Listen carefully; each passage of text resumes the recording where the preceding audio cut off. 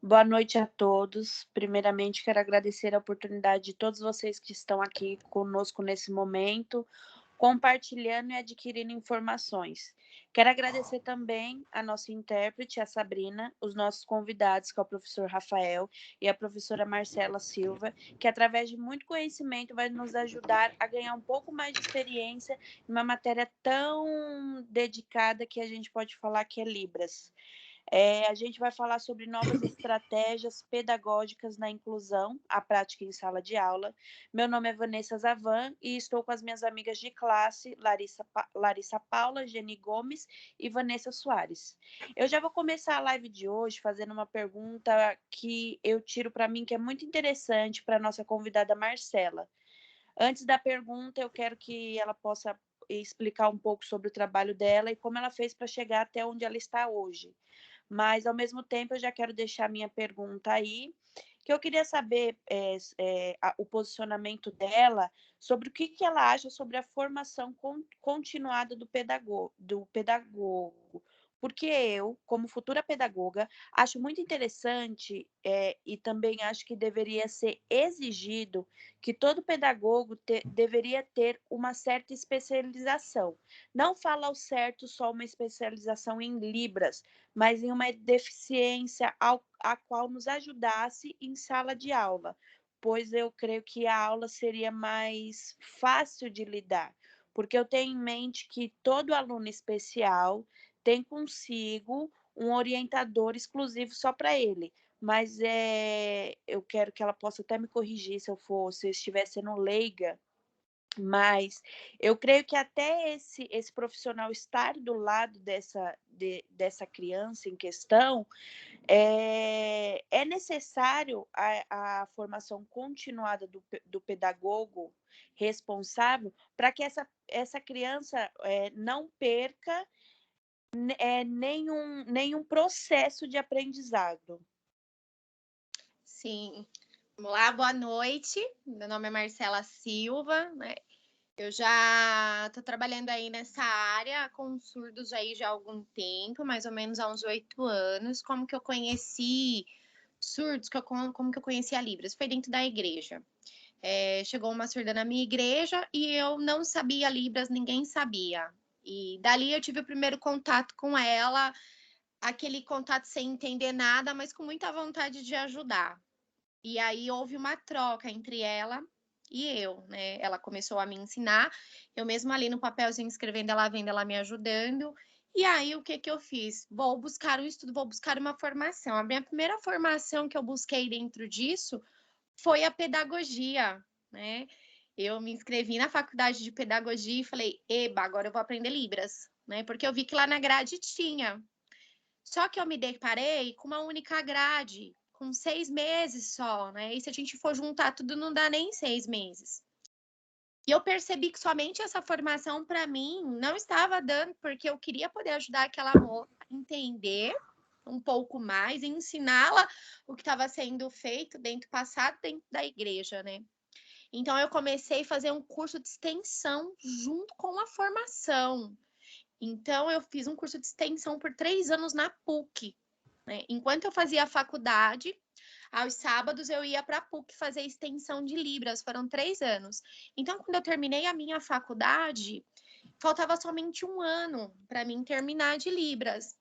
Então, quando eu comecei a fazer o meu estágio, quando eu comecei a atuar dentro da escola mesmo, após eu me formar, foi questão de mais ou menos uns 3 a 4 meses, eu fui convidada para trabalhar numa escola de surdos, Severino Fabriani. Então, graças a essa, é onde a filha da Vanessa estuda, que está aqui com a gente na live, né? Eu fui professora da Maria. E aonde essa minha formação extra me ajudou muito, né? Então, eu digo assim, hoje, dentro da pedagogia, sim, a gente deveria ter um ensino mais amplo nessa especificidade do deficiente auditivo, do surdo ou qualquer outra deficiência. Ainda é uma coisa um pouco leiga, eu não sei vocês podem me dizer. A gente aprende muita coisa, mas talvez se eu falasse para você assim, olha, amanhã você vai ter que lecionar uma aula de matemática para um surdo. Será que a gente conseguiria somente fazendo a pedagogia? Assim, eu consegui atuar dentro da sala de aula porque eu estava fazendo essa especialidade extra, porque eu gostei da disciplina, eu gostei da matéria, eu já tinha esse gosto porque eu vinha de dentro da igreja, então eu precisava, e eu não parei só ali, eu terminei a minha especialização na PUC, e aí eu fui fazer a pós-graduação. Fiz pós-graduação em educação para surdos, e depois que eu terminei, eu fiz pós-graduação em tradução e interpretação. Então, assim, o professor ele nunca para de estudar nessa área como qualquer outra deficiência, né? Eu atuei como professora dentro da sala de aula, não com intérpretes, mas porque a escola já era uma escola bilíngue, era uma escola somente de surdos, então eu era professora da sala mesmo, e eu atuava totalmente em Libras dentro da sala com os meus alunos, né? Mas hoje o que eu vejo dentro da escola pública, é diferente, porque nós temos o professor mediador, nós temos o professor que está lá lecionando a aula e nós temos o professor mediador, né? Sim, eu acho que o professor dentro da sala de aula ele precisa sim entender sobre Libras, né? Para não deixar somente para aquele professor mediador, porque até mesmo o aluno surdo precisa ter o contato com o seu professor, ele precisa ter o acolhimento do seu próprio professor e não somente do seu mediador que está ali fazendo a interpretação. Né? Se a gente quer ter um ensino maior desse aluno, sim, os professores precisam estar preparados, né? E talvez a gente deva pensar como trabalhar isso dentro da formação de pedagogia, dentro de formações extras, quando o professor começa a se identificar com alguma. Sim, mas nós precisamos melhorar dentro disso da formação, sim, porque isso vai nos ajudar a atuar dentro de sala de aula. Eu não tive tanto um impacto tão grande de falar, meu Deus, o que eu faço agora? Porque eu já estava fazendo essa especialidade. Então, quando me chamaram e falaram, olha, você vai ser a professora principal e não vai ter intérprete. Eu falei, então tá bom, vamos lá. Eu já tenho me preparado para isso, mas as minhas outras amigas que fizeram a mesma formação que eu, não, elas não estavam preparadas para aquele mesmo cargo, né? Então, assim, eu acredito sim que a gente possa dar uma melhorada até mesmo dentro dessa formação.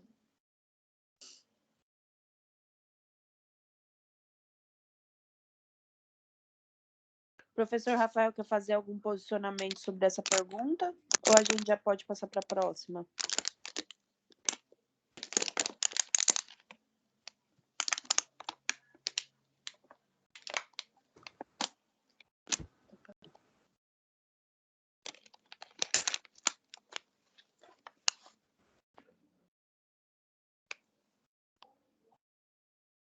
Professor Rafael?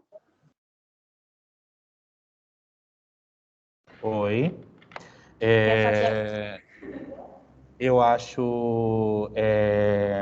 Eu quero só primeiro agradecer a todos aí, né, envolvidos. E um pouco que a Marcela comentou, né, dessa experiência, né, em sala de aula, né, concordo que a gente precisa realmente pensar na questão da grade, né, a grade do curso de pedagogia ainda é muito pequena, né, quando a gente pensa na demanda de recursos linguísticos que a gente vai precisar para fazer uma mediação com o aluno em sala de aula, né? As pessoas ainda, nos cursos de formação, ainda estão estruturando os cursos com alfabeto, com numerais, né? E a gente precisa aprofundar isso, né? A gente precisa pensar no currículo que esse aluno vai ter em sala de aula, que passa por isso, por essas, né? Por essas ferramentas, por esses recursos, mas a gente precisa adquirir um aspecto linguístico aí que dê conta de ensinar alguém, né? Nesse caso aí, o nosso aluno surdo. Então, eu acho que hoje os cursos, ainda nas graduações, eles estão muito mais para um curso de sensibilização na questão do acesso ao surdo na educação do que efetivamente um curso que dê conta de formar um profissional que consiga dar conta de um aluno surdo em toda a sua dimensão escolar, né? Mas já é um caminho, eu acho que, né, estamos ainda, é muito recente, né? Desde 2005 a gente tem aí o decreto 5626 que autorizou, né, os cursos de graduação, de pedagogia e outras, a gente ter na grade a Libras, Mas eu concordo que ainda estamos num processo, né? E aí, claro, aqui nosso recorte é para o nosso aluno surdo, mas não é só isso, né, gente? A gente tem outras demandas na sala de aula com alunos com outras deficiências, com transtornos, né, então é um cenário muito diferenciado aí para a gente, enquanto professor, dar conta, né? E aí já engato na questão das especialidades, né? Da gente ter aí cursos de especialização para os profissionais, e que no caso da Marcela deu super, né, certo, porque ela já vinha fazendo isso, né? E aí, quando se deparou aí com essa oportunidade de entrar numa escola bilíngue, já estava já meio caminho andado aí, né? Por mais que eu acho que a gente também precisa refletir, a Marcela até colocou isso, um pouco na situação do nosso aluno no ensino regular, né? Que hoje a gente tem aí, porque são dinâmicas totalmente diferentes de uma escola bilíngue, né? De uma escola do ensino regular. As coisas estão mudando, né? Foi aprovada agora no mês de agosto a lei da educação bilíngue, mas a gente sabe que o Brasil ainda tende a demorar um pouco para aplicar essa questão legislativa dos aspectos legais, né? Mas eu acho que para a questão de formação de professores, gente, eu acho que fazer o que a gente está fazendo, discutir isso, né? Porque é uma maneira também da gente ver o que a gente precisa ir atrás enquanto profissional, enquanto, né, professor, educador aí. E acho que faz todo sentido, né? A gente pensar em como que eu vou conseguir garantir que aquele meu aluno, seja ele com qualquer deficiência ou transtorno, consiga avançar nos estudos, né? Então, acho que extrapola muito a nossa temática aqui, que, claro, a gente está focando no aluno surdo, mas isso a gente pode extrapolar, né? Acho que é isso. Obrigado, gente. Eu achei muito interessante o que a Marcela falou, que o aluno precisa sim ter esse contato com o professor, não só com o intermediador, né? E agora eu vou passar para a Geni, que ela vai direcionar algumas perguntas também.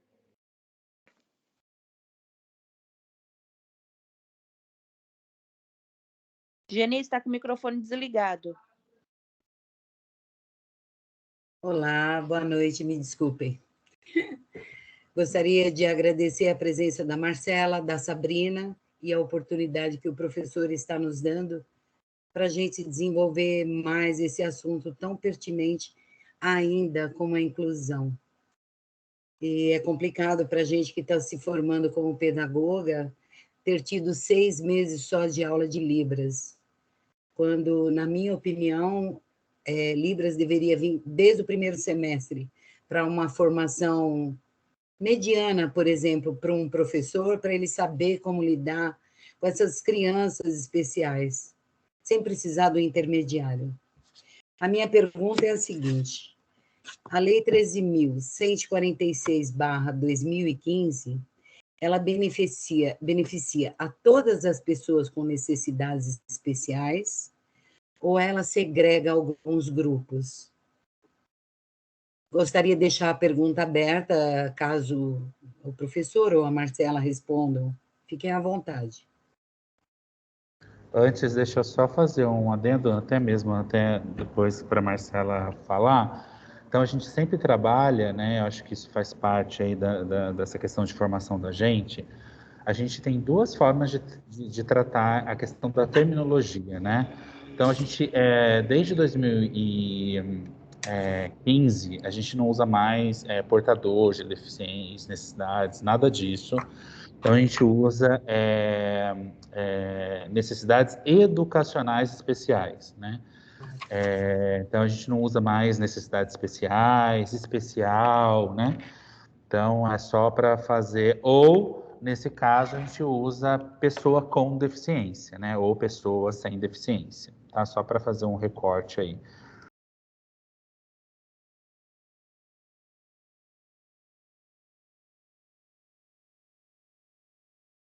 E a pergunta fica em aberto para responderem.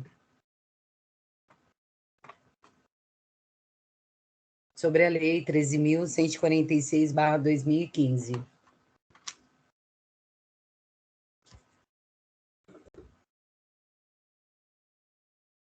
Professor Rafael? Oi, eu acho que a lei de 2015, né, ela é uma lei que deixa aí, foi muito forte, né, e fez aí grandes contribuições nessa área, né, mas ainda, tanto que o último decreto de 2020, que foi suspenso pelo Tribunal, né, Federal, que tratava dessa política da educação inclusiva no país, ela está suspensa, né, pelo Supremo Tribunal, porque tem alguns fatores que foram discutidos ali naquele instrumento que até gerou, no final do ano passado, grandes, né, notas de repúdio da imprensa, não sei o quê. Mas aí eu queria até comentar um pouco com a Marcela, que nós que trabalhamos com alunos surdos, né, nós conseguimos, pelo menos a minha observação com relação ao instrumento que foi suspenso, que teve, né, para a educação de surdos, foi brilhante aquele documento, né? Porque tinha vários aspectos que avançavam na educação bilíngue, que é uma luta já de anos da comunidade surda, né? E para um leigo, inclusive até eu já gravei uma live falando nisso, para um leigo parece que a educação inclusiva no país se fundamentava no sujeito surdo. Parece que as outras transtornos, outras demandas um pouco ficaram escondidas nesse documento, né? E aí, na verdade, beberam muito na fonte de 2015, né, a Lei Brasileira de Inclusão, que foi um documento aí bem importante em vários aspectos, mas eu acho que pouco avançou, sabe, na gente pensar numa situação em que ainda a gente tenha várias demandas de várias parcelas da população que precisam ser atendidas, precisa de um atendimento especializado, adequado, suporte, né? E que ainda não foram ouvidos, né? Eu acho que a gente precisa caminhar um pouco nisso, né? Porque ainda eu consigo perceber, gente, que a lei no Brasil ela é muito boa, a gente tem muitos instrumentos legais, né? Mas a questão da prática, né? Ainda a gente está patinando nisso, né? Então, acho que a gente vai conseguir muito avançar, acho que muito nessa questão mais atitudinal, né? Do que lei, porque lei a gente tem, né? Mas as pessoas ainda não vivenciam isso. Confesso que às vezes não Professor, dá para entender. Pode falar. a lei teve repúdio porque ela beneficiava só um grupo de pessoas? Então, o do decreto 10.502 de 30 de setembro de 2020, várias leis, né, vários tópicos deles, falaram muito de surdos, né? Esse que foi a nota de repúdio das outras instituições, né? Os autistas, várias outras, né? Então, foi uma lei que teve muitas notas de repúdio, tanto que o Supremo Tribunal cancelou esse decreto, né? Mas aí o que é interessante a gente também perceber essa articulação política, né, gente? Que isso aconteceu. Você vê que os surdos, de alguma forma, conseguiram, né, colocar através do governo federal, porque a gente sabe que, em decorrência da nossa primeira-dama ter muita afinidade, né, de anos com a comunidade surda, as coisas caminham, né? Então, a gente tem uma demanda aí, e aí acabou sendo aprovado, né, agora em agosto, a lei da educação bilíngue para surdos, né, que fez uma modificação na LDB, né? Então, para você conseguir fazer um instrumento legal que modifique uma LDB, gente, precisa ter muito jogo político, né? Muito jogo político, né? Mas eu até recomendo essa leitura do decreto, porque uma coisa é eu estar falando aqui do decreto e vocês fazerem essa leitura, né? Depois vale a pena dar uma olhadinha nesse decreto para vocês terem essa experiência também de vocês, né?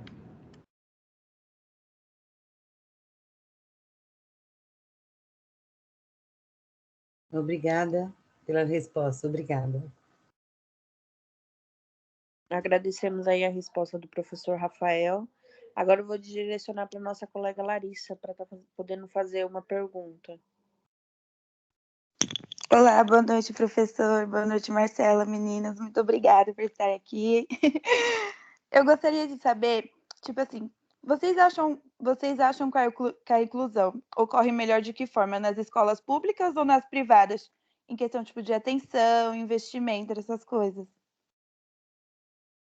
Professor ou a Marcela, deixa aberto também a resposta. Assim, no meu ponto de vista de experiências, de vivências que eu vivi, depende muito hoje. A gente pode pensar assim, uma escola particular, talvez ela daria uma inclusão melhor para esse aluno, né? Eu tenho alguns alunos que eu trabalho de uma forma particular surdos, que eles estão dentro de escolas particulares, escolas boas, que os pais pagam, porém não há intérprete para esse aluno. Esse aluno tem que fazer o quê? Buscar um professor de reforço que entenda a linguagem dele para que todo aquele conteúdo seja passado. Então, eu acredito que isso depende muito, entendeu? Existem escolas muito boas particulares que têm sim intérpretes, como também hoje dentro da nossa rede pública. Existem mediadores muito bem formados atuando dentro de sala de aula, né? E também nós temos escolas que, infelizmente, porque a demanda de intérpretes é pouca, não há mediadores dentro da sala de aula, né? Então, assim, não é que funciona melhor na rede pública ou melhor na rede particular. Eu acho que anda ali, entendeu? Eu acredito que nós precisamos de mais professores mediadores atuando com uma formação melhor dentro de sala de aula, né? Porque hoje, dependendo do município que você tá, às vezes você tendo um diploma de horas de 200 horas, tem lugares que aceitam, né? Tem lugares que aceitam que tem que ter formação, tem que ter pós-graduação e tudo. Então, assim, olha a diferença de nível de conhecimento, né? Então, eu acredito que precisam se ter mais professores mediadores com a formação melhor dentro, tanto da pública quanto da particular. Um compromisso, né, de ter mesmo esses professores dentro de sala de aula mediadores. Sim. A gente também acha. Posso fazer só um posicionamento? Aí que entra a questão que eu falei, né? Que eu, como pedagoga, acho que deveria ser exigido de todo profissional uma formação continuada, seja em qualquer deficiência for. Porque o aluno em questão, ele não ia sofrer com aprendizado. Agora, pode falar, professor Rafael, desculpa ter te interrompido. Não, imagina. É isso, né? Eu acho que a Marcela colocou bem isso, né? Depende muito, né, dessa... É porque as pessoas, eu acho que ainda acham que você estar numa escola particular é sinônimo de bom acolhimento, boas estratégias pedagógicas, né? E isso você pagar uma escola para o seu filho hoje não significa que ele vai ter um atendimento pedagógico adequado, né? Só a gente lembrar que, por exemplo, a rede, isso já há anos eu estou batendo nessa tecla, a gente pensa nos cursinhos, né? Nesses famosos cursinhos, né, de vestibular, que recusam matrículas de alunos surdos, né? Então, enquanto isso a gente não vê, né, uma modificação nesse... parece que o aluno surdo não tem que prestar vestibular, não tem que se preparar para um vestibular, né? Que o ensino superior não pertence a este aluno, a esse estudante, né? E que está totalmente equivocado, né? Então, nem sempre. E outra coisa, né,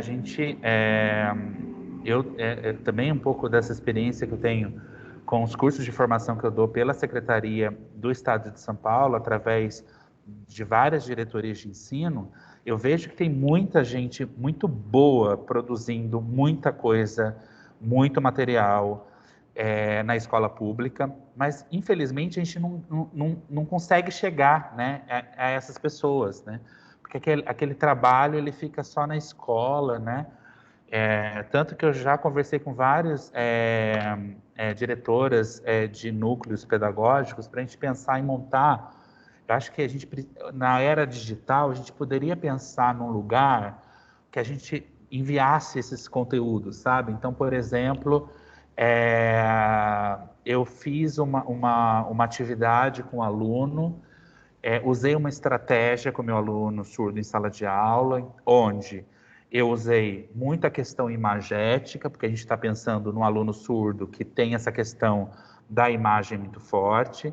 Então, eu preparei um material, deu super certo, e aí eu pegar e colocasse naquilo lá. Porque, por exemplo, a Geni é uma professora que está passando pela mesma demanda de trabalho, falando, olha, tem um lugar que eu consigo verificar que eu fui lá, fiz uma atividade para o meu aluno do Fundamental 1, Educação Infantil, Ensino Médio, seja ele, e deu certo. Então, sabe, esses casos de sucesso, eu acho que também a gente precisa de um lugar para a gente recorrer, sabe? Porque tem muita gente boa fazendo um trabalho muito bom, tanto na escola pública como nas particulares, né? Mas que isso vai meio que desaparecendo, sabe? Quem sabe a gente não consegue se organizar aqui na sala e abrir um portal nosso de divulgação aí dos bons trabalhos e das boas práticas pedagógicas, né? Quem sabe? Ótimo. Obrigado, professor. Obrigado, Marcela.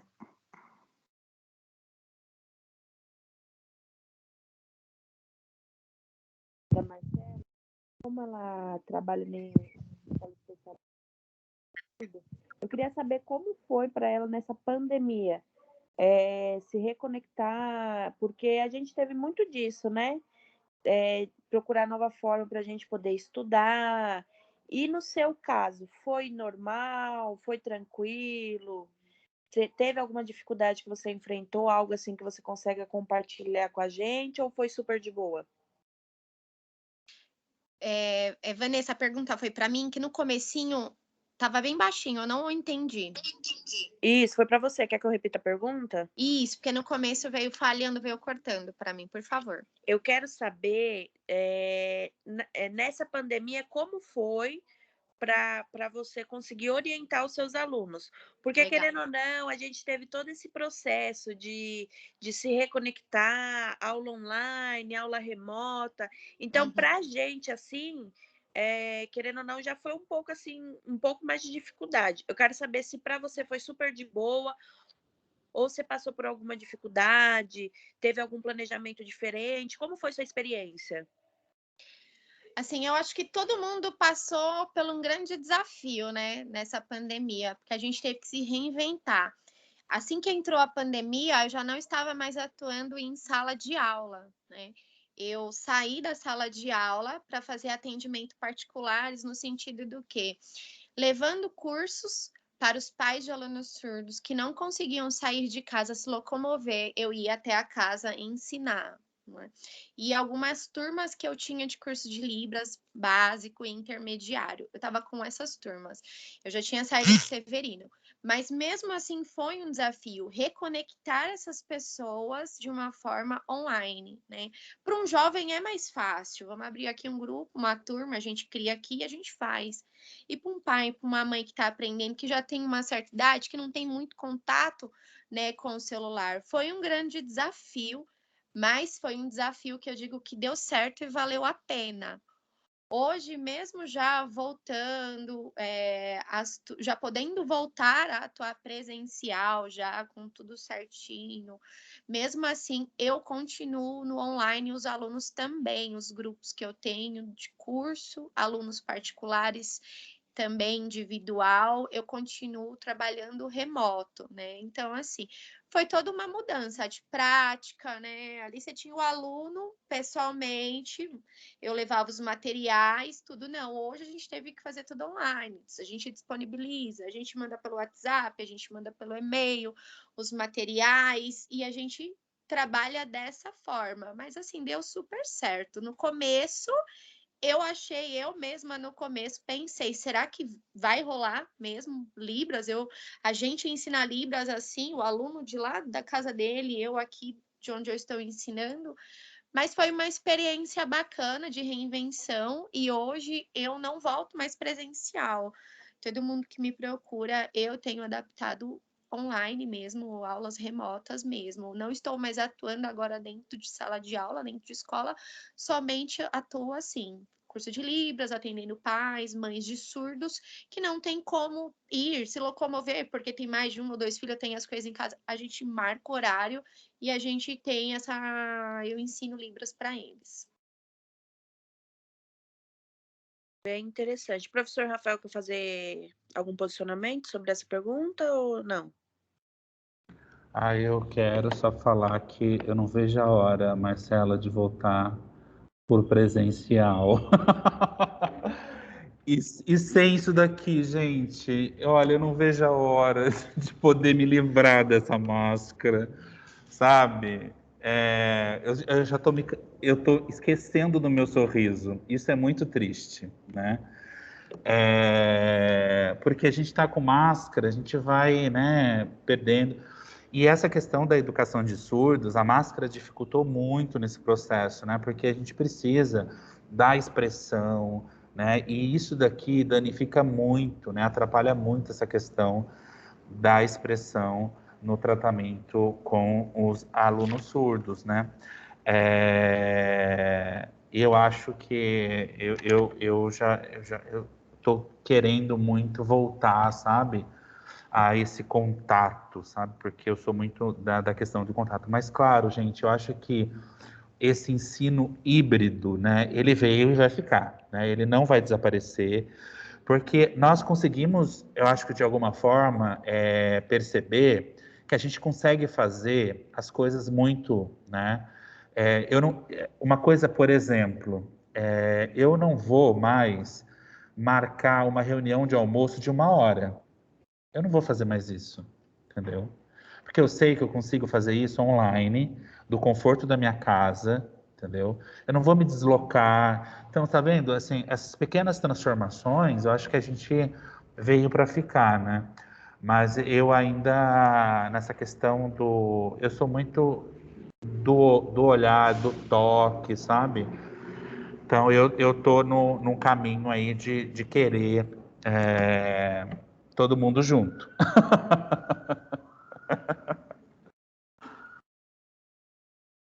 Obrigado, Rafael. Obrigado, Marcela. Agora vou passar para a Vanessa poder direcionar uma pergunta também.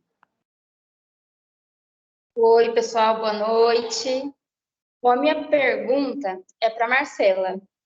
Mas antes da pergunta, eu queria primeiro agradecer todo mundo que está presente na live, agradecer ao professor Rafael e um agradecimento mais especial para a Marcela mesmo, porque eu a conheci como professora da minha filha em 2018 e foi uma professora assim que a minha filha até hoje lembra com muito carinho e eu também tenho muito carinho por ela.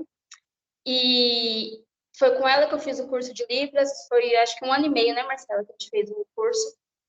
1 ano e meio de curso, e foi assim, com ela, pelo jeito dela de transmitir esse conhecimento, o carinho, o amor, a paixão que ela tem por ensinar, independente de ser o aluno, a criança, ou eu que sou mãe de uma aluna surda, me cativou e foi uma coisa que me motivou a mais a seguir nessa profissão de pedagogia e futuramente me especializar em Libras. Então, queria te agradecer muito por isso, tá?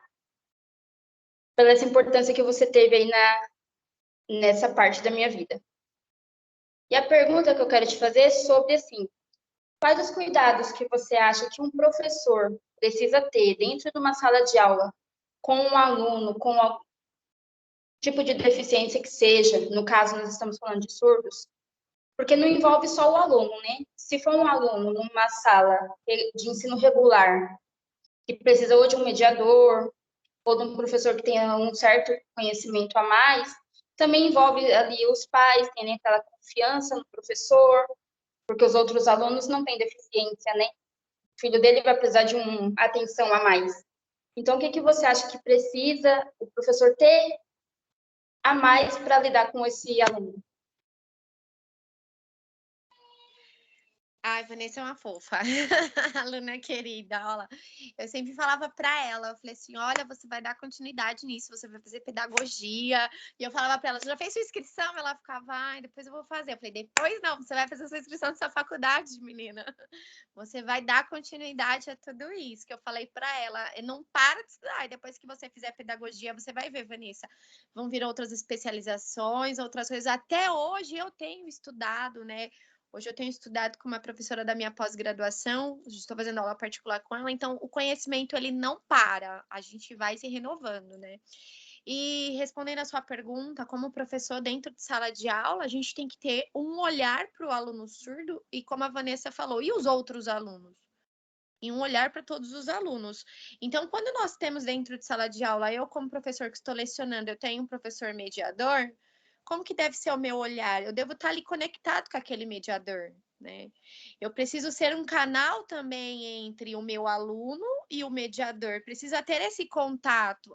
Os professores precisam se conversar e precisa ter esse contato, porque o professor mediador vai ser a minha fala dentro de sala de aula, né? E ao mesmo tempo que eu tenho olhar para aqueles outros alunos que não têm nenhuma deficiência, eu preciso também, né, tornar aquele aluno que é surdo, né, que às vezes é um ou dois alunos surdos, eu preciso também ter um olhar para aquele aluno, para que ele me veja como professora, para que eu também possa dar uma atenção, não esquecendo de nenhum dos dois. E hoje, muitas vezes, quando a gente se depara dentro de uma sala de aula de ensino regular dessa forma, talvez se nós não temos aquele contato entre mediador e professor, isso fica quebrado. Né? Muitas vezes o único contato, eu já tive algumas experiências na escola onde eu trabalhei, de alunos surdos dizendo, eu não quero ir para o ensino regular dentro da escola pública, porque lá o professor não vai falar comigo, é só o mediador, né? Já tive contato com alguns mediadores também na pós-graduação, que eles passam que em alguns momentos acontece do professor não ver aquele aluno, porque, professor, eu não sei a linguagem, o mediador sabe, então ele que se vira. Eu acho que não, eu acho que se a gente trabalhar em conjunto, tendo esse olhar, que nós dois estamos ali para atender aquele aluno, lógico, ele me ajudando com aquele aluno e eu ali dominando os outros alunos, eu acredito que aconteça melhor essa mediação, essa prática dentro de sala de aula, ela se saia melhor, né? E aí eu, como professor, buscando sempre um aperfeiçoamento maior dentro daquilo, porque assim, se eu estou dentro da faculdade e aquela disciplina e aquela deficiência me chamou a atenção, opa, eu vou buscar, mesmo que dentro do meu curso ainda não tenha, mas eu vou buscar por fora para me poder atender esse aluno quando eu chegar dentro da sala de aula. Entendi. Então, lá no Severino, você sabe que as crianças ficam lá até o 5º ano. E aí, esses dias, falta um tempo ainda para a Maria sair. Tá ouvindo? Então, já falta um tempo ainda para a Maria sair, né? Mas eu perguntei para me informar como seria o procedimento quando ela saísse de lá. Se ela iria para uma escola pública ou se teria continuidade de encaminhar para uma escola que continuasse uma escola especial, né? Voltada para né? uma escola bilíngue também. E aí, fui informada que eu tenho possibilidade de escolher ou eu encaminhar para uma escola para continuar nesse trabalho bilíngue, ou que eu poderia mandar para uma escola pública, mas que aí teria um intérprete.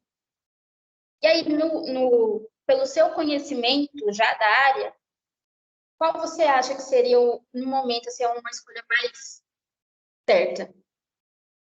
Olha, eu escolheria a escola bilíngue. Eu continuaria. A Maria hoje ela está dentro de uma escola bilíngue. Eu daria continuidade dentro da escola bilíngue. Porque hoje, assim, infelizmente, nós, em muitas escolas, assim, públicas, nós ainda não temos mediadores a nível de formação, assim, que a gente espere que dê conta daquilo. E eu digo por experiência própria, eu estava dentro da sala de pós-graduação, aonde foi lecionado, teve um momento que foi um professor que lecionou, e ele falou, eu não quero intérprete. Porque se vocês estão dentro da pós-graduação, vocês são professores, vocês sabem Libras. E ali a gente se deparou com vários mediadores que não conseguiam entender o que o professor estava desenvolvendo em sala de aula. E aí eu te falo, esse mediador está dentro da escola, esse mediador está ensinando seu filho. Entendeu? Então, assim, eu sou muito a favor das escolas especiais, das escolas bilíngues, né? Tem muitas pessoas que falam, ah, não, mas a escola bilíngue, a escola especial exclui, é um grupo, eles ficam lá, não tem essa inclusão. Ok, mas e a escola pública, ela está preparada realmente para incluir esse aluno?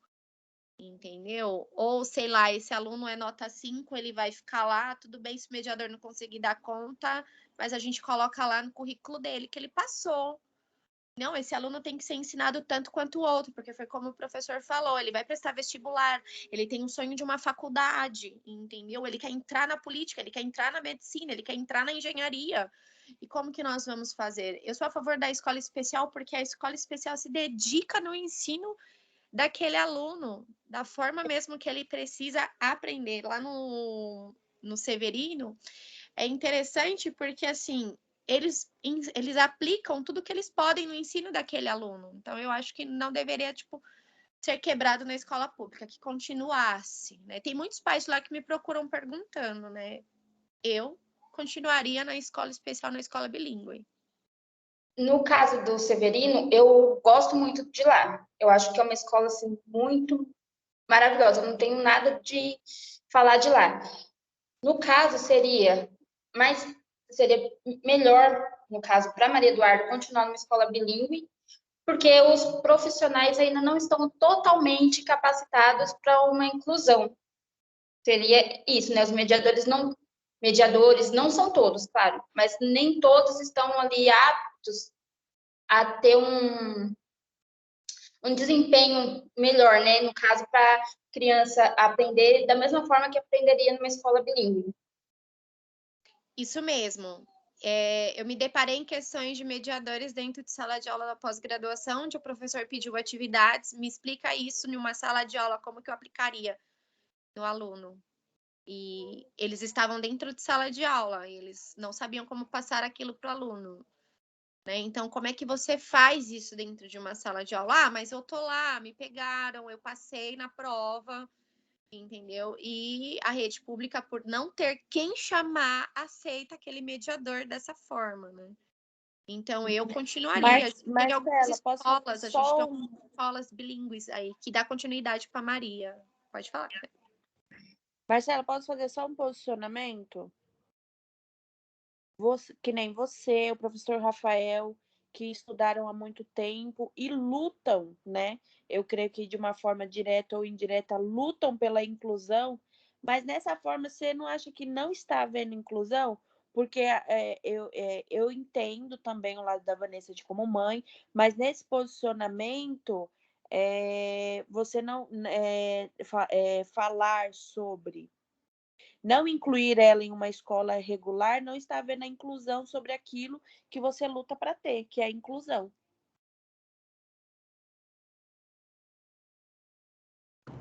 Eu entendo seu posicionamento, mas, assim, eu não concordo com o posicionamento porque, assim, vamos dizer, a inclusão é bonitinha no papel. E na prática, ela rola? Ela acontece? Entendeu? Então mas a partir do momento mãe, eu preciso entender o quê? Realmente, que nem a Vanessa agora, ela tá estudando, ela tá entendendo, ela vai ver. Quando ela pegar, quando vocês fizerem um estágio, vocês vão ver.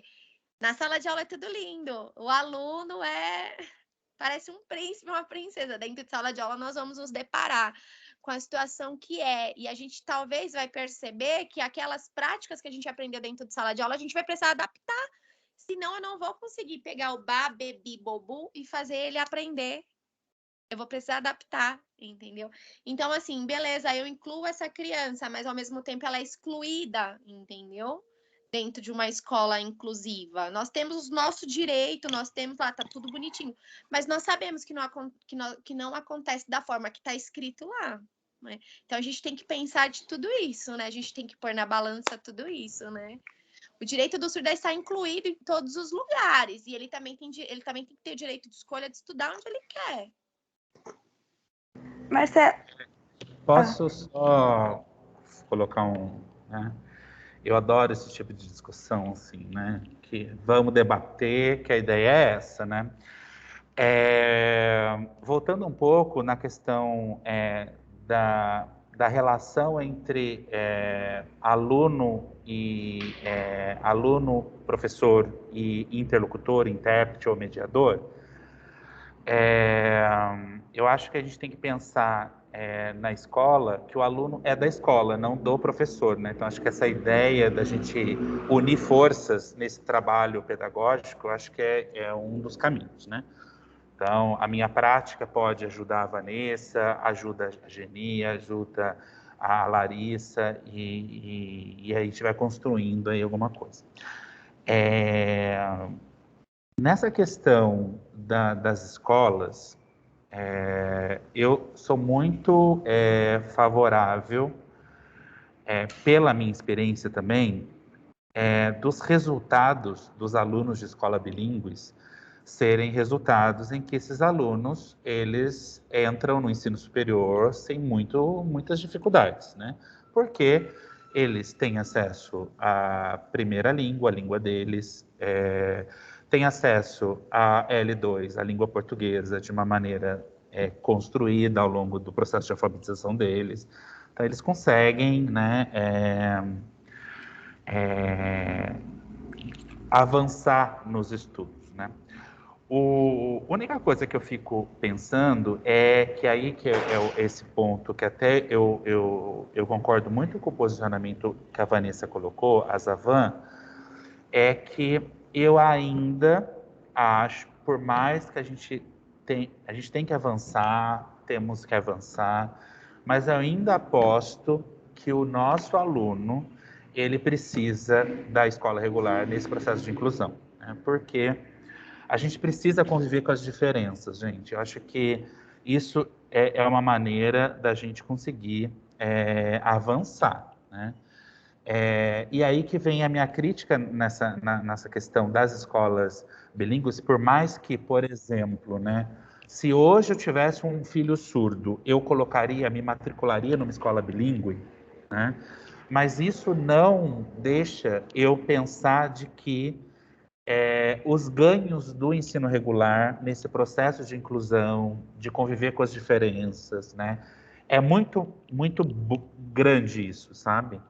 Então, eu fico muito dividido com relação a isso, sabe? Porque é um dilema, né? Porque... E a ideia também que eu acho que existe muita gente boa fazendo muita coisa nas escolas públicas também, nesse processo de inclusão. Eu vejo as minhas amigas, professoras, pedagogas, interessadas, né, em desenvolver um trabalho pedagógico com os alunos, com qualquer deficiência, assim vai. E eu investiria nesse caminho, sabe? Eu ainda investiria nesse caminho, que eu acho que nesse ambiente que a gente hoje chama da pedagogia das diferenças, né?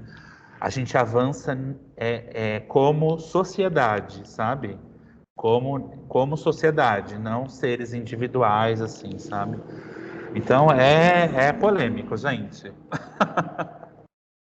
É verdade, professor. É uma coisa que a gente fica dividido, né? No caso, eu como mãe, fico bem dividida.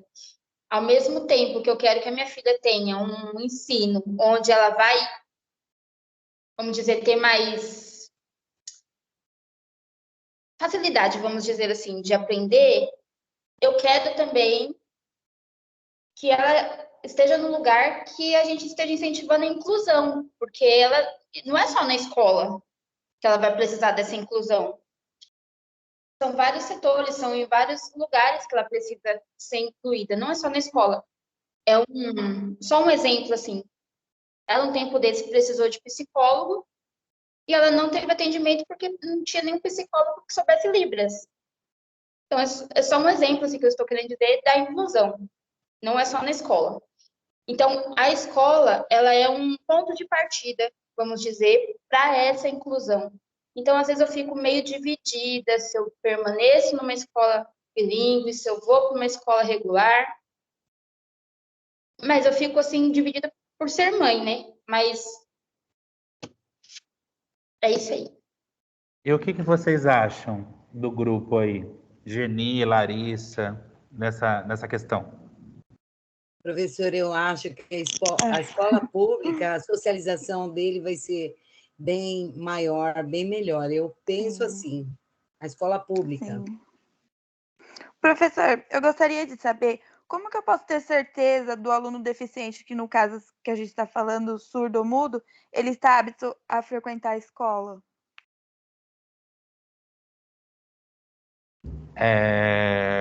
Então, Posso só primeiro, fazer meu colocamento dessa pergunta antes de você responder a pergunta da Larissa? Na minha opinião, né, a escola bilíngue, ela é muito importante, eu creio que nos primeiros anos, mas eu creio que depois o ensino regular, pela inclusão, porque tudo bem... Sim, foi igual o caso... Tudo bem privar a criança, deixar ela até o término numa escola bilíngue.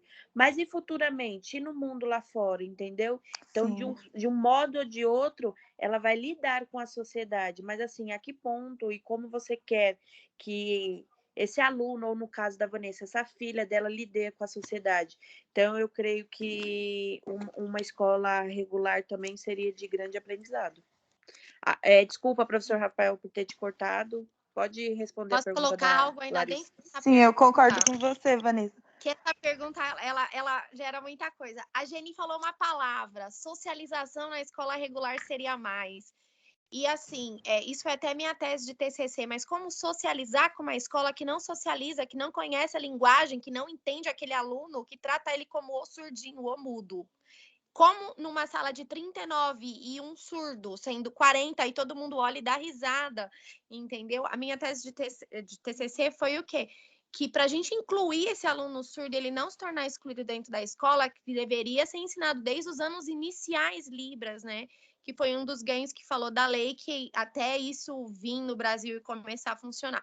Se isso acontecesse, eu acredito que haveria uma socialização saudável, mas isso é o que eu acredito, tá? Porque muitos dos alunos dos alunos que vão depois do 5º ano, eles sofrem esse impacto.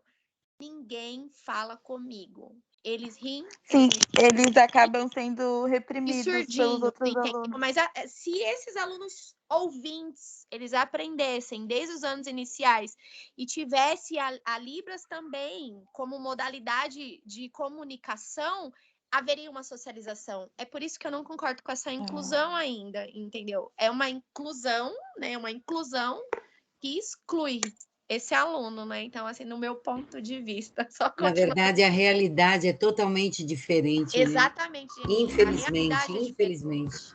Não, e uma coisa que é o que está me deixando mais assim esperançoso é com essa nova política de inclusão que já da modalidade bilíngue, porque um dos pontos, né, tá colocando luz na necessidade da gente incluir na grade da educação infantil Libras, né? Maravilhoso. Então eu acho, né, que se isso acontecer, gente, a gente começa a transformar, né? Mas isso, gente, é uma transformação de uma geração, né?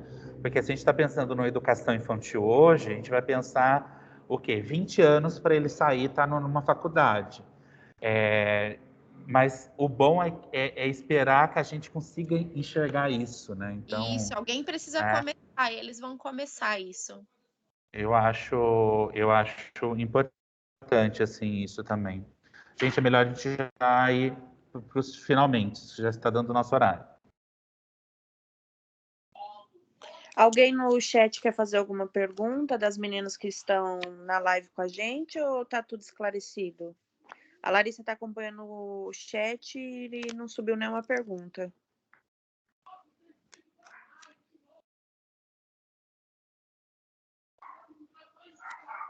Não, no momento, nenhuma pergunta até agora. Quero desde já agradecer a todos, principalmente a Marcelo, Rafael e a nossa intérprete Sabrina, que nos acompanhou nessa live, e agradecer também todo o conhecimento da professora Marcelo e do professor Rafael. Se um de ambos tiver mais alguma coisa para falar para finalizar a nossa live, fica aí em aberto. E eu e o nosso grupo, Larissa, Geni e Vanessa Soares, agradecemos muito tudo aquilo que nos foi passado, tudo aquilo que nos acrescentou como futuros pedagogos. E é isso. A gente agradece muito a participação, esse tempo que dispuseram para a gente, para nos ensinar, nos orientar. E agradecemos também todas as outras meninas que participaram aí da nossa live. Marcela, Rafael, alguma coisa a dizer? Eu quero agradecer a oportunidade de estar com vocês aqui, meninas. Assim, eu quero falar algo que vocês levem para a vida. Façam o que vocês fazem por amor, né? Se dediquem por amor. Seja a transformação que vocês querem que aconteça, que sejam vocês, que sejam a partir de vocês. Quando vocês entrarem em sala de aula ou dentro de uma escola, dentro de uma instituição, vocês vão se deparar com vários tipos de professores, mas seja você a diferença que o Brasil precisa e que essas crianças precisam, sabe? Façam com amor, porque vocês estão gerando o futuro da próxima geração. Então, se dediquem, amem aquilo que vocês fazem. Isso vai fazer toda a diferença.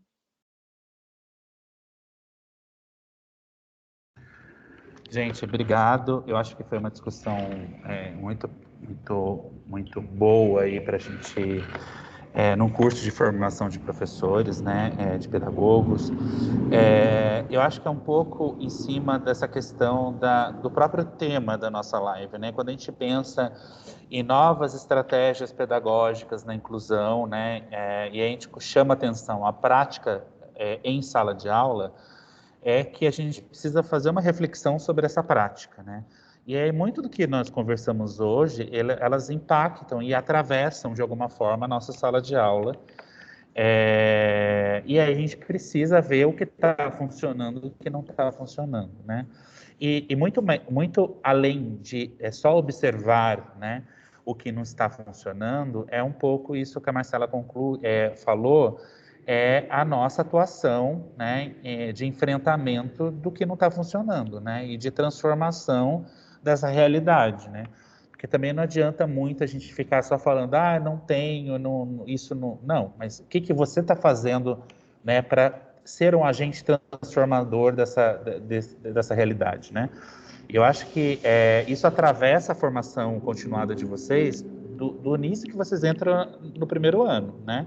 Então, acho que é uma coisa que a gente sempre tem que refletir nisso, né? O que eu quero transformar nessa prática docente que a gente sabe que precisa de ajuste, que precisa de um acolhimento maior, né? E várias coisas que a gente discutiu aí. E aí um pouco, né? Eu acho que nessa questão da comunicação ela é importante, né? Porque a gente precisa aí a questão da comunicação com a mesma língua para ouvintes, ela funciona, né? E aí como que fica essa questão da comunicação quando eu estou falando de línguas diferentes, né? Então, eu acho que também os professores que não saibam Libras precisam também ser sensibilizados a buscarem uma formação, né? Porque isso também é importante, né? Para esse processo de acolhimento. Além disso, né, pensar um pouco nessa questão das estratégias em sala de aula, né? A gente sabe que adaptações precisam ser feitas na nossa prática, né? Então, por exemplo, se eu vou desenvolver um plano de aula, eu preciso entender o público que é esse meu plano de aula, né? Então, estamos falando de alunos surdos, eu preciso trazer um vídeo, que esse vídeo tenha legenda, né? Então, as pessoas às vezes usam materiais para surdos e simplesmente esquecem de uma legenda, né? Além disso, né, eu preciso usar mais imagens, trabalhar com essa questão imagética, é importante isso. Então, a gente precisa entender um pouquinho, né, também a nossa prática em sala de aula, né, como um agente transformador dessas novas estratégias pedagógicas, né, porque é o que a Marcela comentou, né, nós estamos na área, nós já estamos sendo os agentes transformadores de alguma forma desse cenário. E a gente não para de estudar, né? Então a gente está sempre se renovando, fazendo uma formação continuada, né? Um bate-papo como esse já é uma coisa que essas trocas, né? Eu acho que isso aqui tinha que ser, gente, diariamente, sabe? Assim, o momento para a gente, sabe, debater ideias, sabe, e crescer. Às vezes a minha opinião vocês não concordam, mas eu coloco e a gente vai debatendo. Acho que isso aqui é tão rico, né? E transformador, né? E transformador. E parabéns, meninas. Foi muito boa aí a participação de vocês. Muito obrigado. Aí. E obrigado a Sabrina também. Agradeço ao professor Rafael, a nossa convidada Marcela também, e ao nosso grupo, por esse debate foi muito bom. Foi muito bom. E agradeço aos convidados também, as meninas que estão participando com a gente, assistindo. Muito obrigada. Elas estão participando e não fizeram nenhuma pergunta. Depois eu quero saber os motivos, porque aqui a sala está cheia. E aí eu vou o fazer chat não teve uma pergunta, professor. Exatamente. Eu vou fazer uma auditoria aqui interna. Marcela, obrigado, tá? Marcela, muito gostaria obrigada, muito gente. de agradecer, viu, a sua presença. As suas experiências só agregaram na nossa conscientização. Obrigada. Esclareceu todas as dúvidas perfeitamente. Obrigada. Eu também agradeço, viu, professor Rafael, Marcela. Muito obrigada, viu, por ter participado aqui com a gente. Tchau, gente. Quem sabe até uma próxima, né? Tchau, gente. Deus abençoe, meninas. Sim, tchau. Boa noite. Obrigado, gente. Tchau.